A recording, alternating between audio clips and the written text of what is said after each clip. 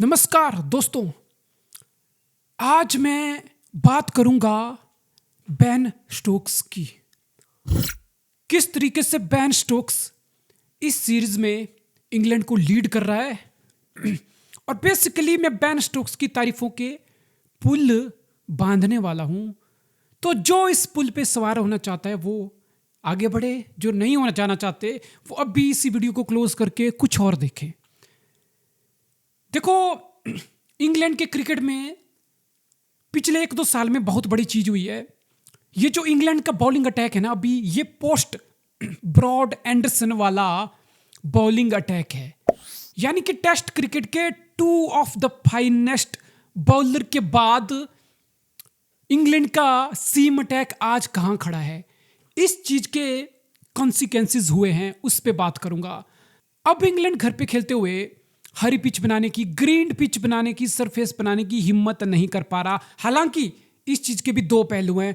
पहला पहलू तो बड़ा क्लियर है कि भाई ये जो बेसबॉल की अप्रोच है, इस अप्रोच को काम करने के लिए फ्लैट ट्रैक चाहिए होते हैं। जहां पे ग्रीन टॉप होगा वहां पे बेसबॉल का फेल होना तय मान के चलो। और दूसरा बड़ा रीजन है कि इंग्लैंड घर पे खेलते हुए भी ग्रीन पिचेस नहीं बना पा रहा। 3 मैच निकल गए भाई लोगों इस सीरीज के।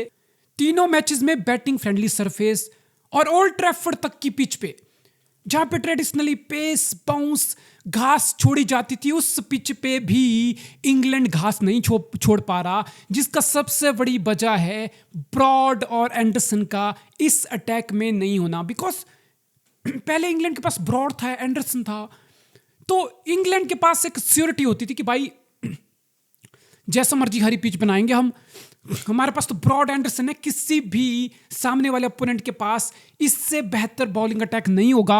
अगर हम 200 बनाएंगे तो हमारे ब्रॉड एंडरसन सामने वाली टीम को 100-150 पे लपेट देंगे।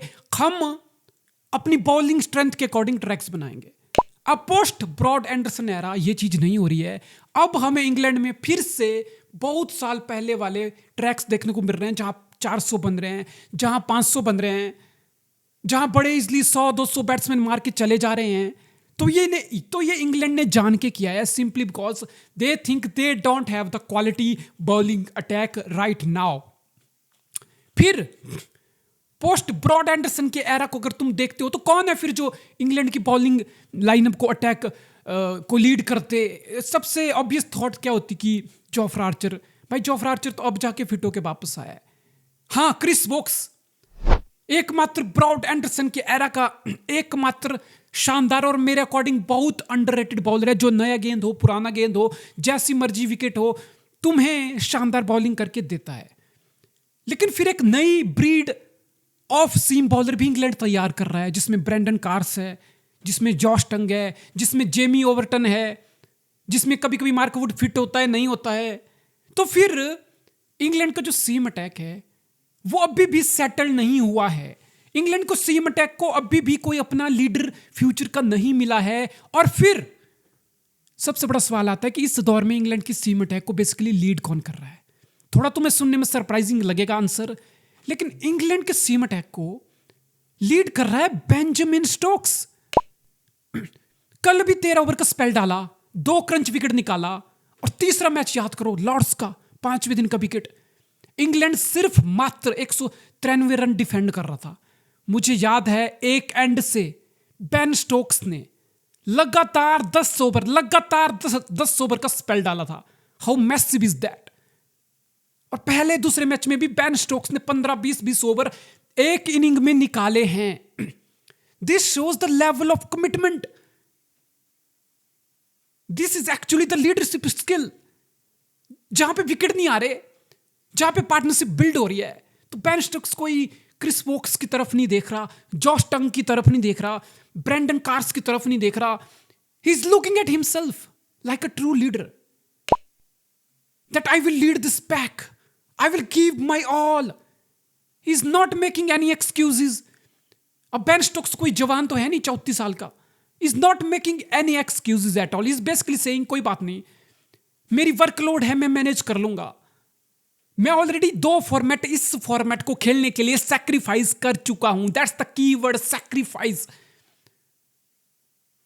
यहां कोई बहानेबाजी नहीं है कि मैं तो 35 का हो गया भाई, मेरी तो कमर जवाब दे गई, मेरा तो हंगर खत्म हो गया, पैशन डिजायर ये सब खत्म हो गए। नहीं यार, basically Ben Stokes is a superstar of current world cricket, is a proper superstar, is a proper player with aura, with his presence, is a great brand ambassador for test cricket right now.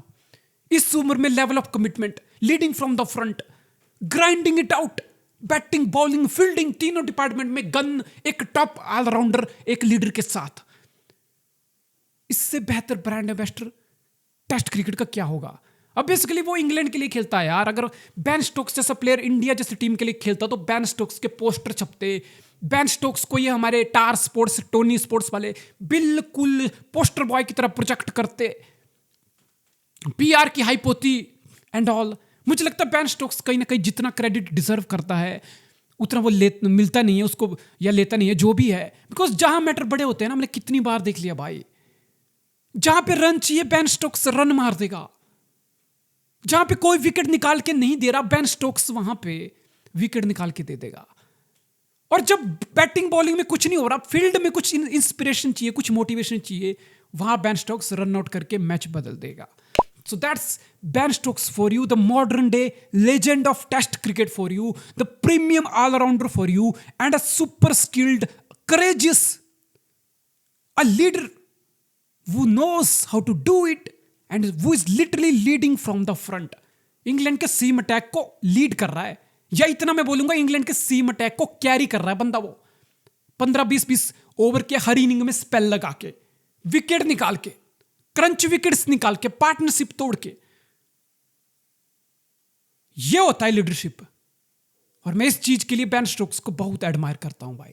Lion hearted cricketer, lion, शेर जिगरे वाला cricketer अगर कोई है तो वो है Ben Stokes. वाह।